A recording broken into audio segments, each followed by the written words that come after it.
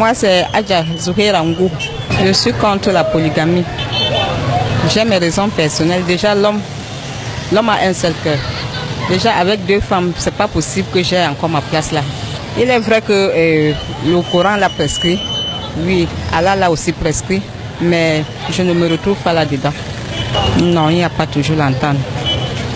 C'est la pure hypocrisie. Il n'y a rien à faire. Je suis pour la polygamie. Parce que quand vous êtes à 2, s'il y a un problème, l'autre aide l'autre. Et le mari ne se dérange pas, ça pourrit dehors. Il vous suit à 2. Même s'il y a les chamailleries, ça ne veut rien dire. On se chamaille et on se réconcilie. Je m'entends bien avec ma co-épouse, elle est comme ma soeur. Notre mari nous gère de la même façon. Oui, mais pas de la même façon en tant que telle. Celle qui a plus de grands enfants est plus gérée que l'autre. Oui, parce que quand tu as les grands enfants, tu nourris beaucoup plus que celui qui a les petits enfants. Donc on ne peut pas vous gérer de la même façon. Si une jeune femme musulmane est déjà bien formée chez elle, je ne vois pas pourquoi elle va fuir la polygamie. La polygamie, ce n'est pas la sorcellerie. Hein? C'est l'entendre. Il suffit juste de se rabaisser.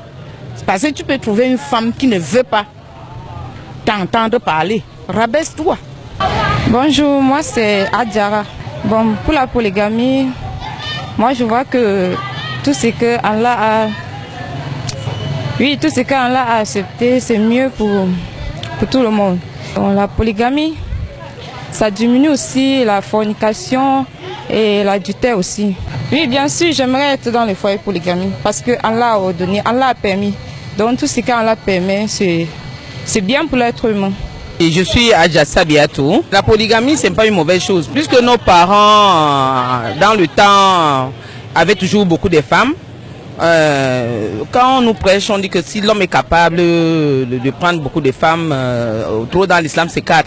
Chez mon papa, quand on grandissait, quand mon papa avait des choses à partager à nos mamans, il mettait ça sur le plateau, dans le salon. La première choisie, la deuxième, la troisième, la quatrième, ainsi de suite. Il y a beaucoup de difficultés, il y a trop de